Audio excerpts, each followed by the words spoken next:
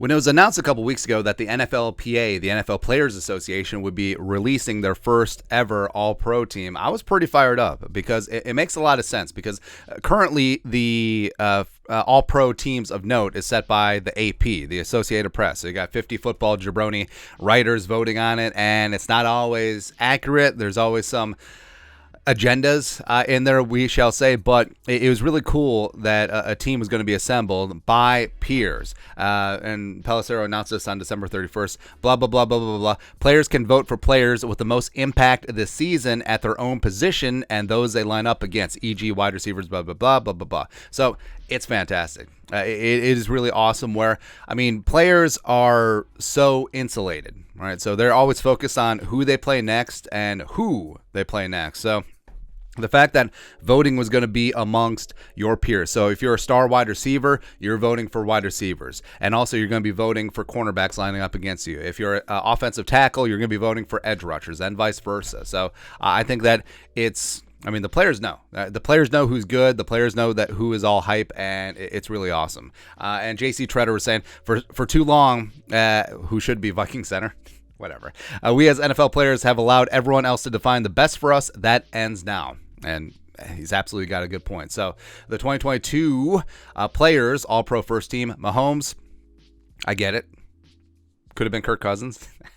No, but Mahomes, I do think Mahomes is going to be league MVP, so this makes sense. Josh Jacobs, running back one, absolutely came out of nowhere, went on a tear after they declined his fifth-year option. Kyle Juszczyk, the receivers, you got Justin Jefferson at 1, Devontae Adams. Also, they said that they're going to be releasing the top 5 in terms of, and also probably voting totals in the next couple weeks. So it'll be really interesting to see where things stacked up, because I think that it will be clearly Jefferson 1, probably getting nearly a unanimous amount of the vote. Adams probably 2.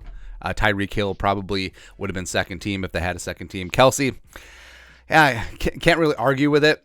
You could say that Hawkinson was pretty freaking good, but yeah, it's Travis Kelsey. What are you going to do? Left tackle, Trent Williams. Yes. I mean, if Darisaw hadn't missed a couple of games, probably not going to get over the name recognition of Trent Williams, because, players can still buy into name recognition like the media. But also, they know who's good. So edge rushers and tackles voting for Trent Williams, they know what's up. Joel Bitonio, Zach Martin at the guards, Kelsey at center, yes. Lane Johnson. Yeah, okay. Okay. Then for the defense, Bosa leading the league in sacks, should be Defensive Player of the Year. Myles Garrett for sure. Now you could say for edge rusher, maybe Micah Parsons got snubbed here. It is what it is.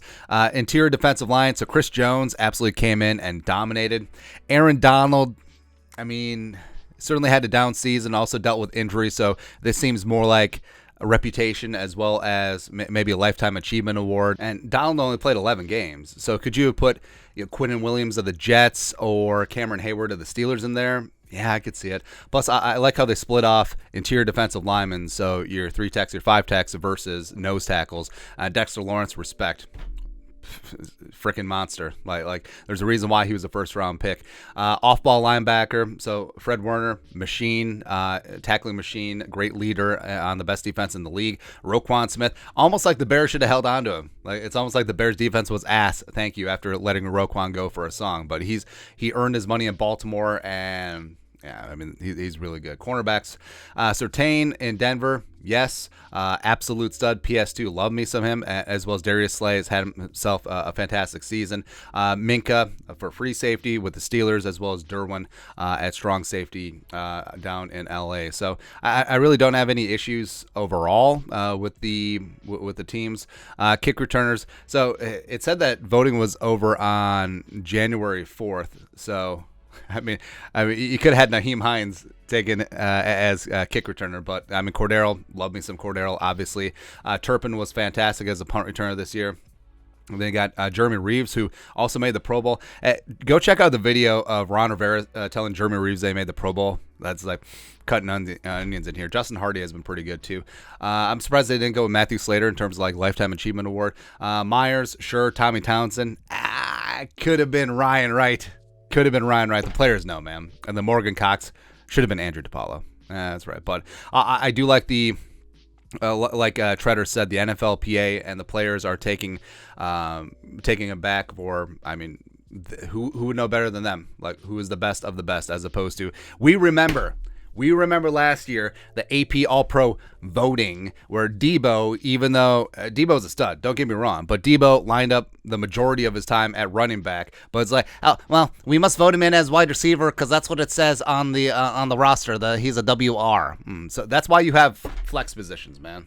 But we'll remember this disrespect, because remember, that one vote cost Justin Jefferson first team All-Pro last season, and he deserved it, but is what it is. He better get it this year. First off, he better be unanimous AP All-Pro. Like, I swear to everything that's holy, because the voters pick 3 wide receivers. All right, and if there's a voter out there that does not have Justin Jefferson, who led the league in receptions, led the league in receiving yards, if they don't have Justin Jefferson in their top 3, like, cancel their vote. Like, literally rip away their vote, because you know what's going to happen. This happens all the time in all the sports, especially baseball writers and the Hall of Fame. This is why I didn't vote for Derek Jeter for the first ballot Hall of Fame.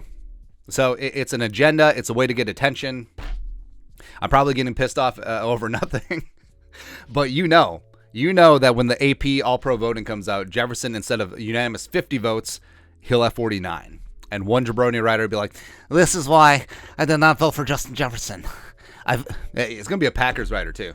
But I'm sure that the Packers have like an AP voter on the rolls. So it'd be like, I voted for Watson and Randall Cobb and Sammy Watkins, even though he's not even on the Packers anymore. It's whatever. But your thoughts are thoughts. The NFLPA released their, I don't know why I went on a tangent. It doesn't matter. The NFLPA released their first ever All-Pro team. Justin Jefferson gets the respect of his peers, which matters the most. Let us know your thoughts and our thoughts in the comment section below. Subscribe for daily Vikings takes. Want to support the work? Put a little something in the Venmo. But till next time, Skull Production Value.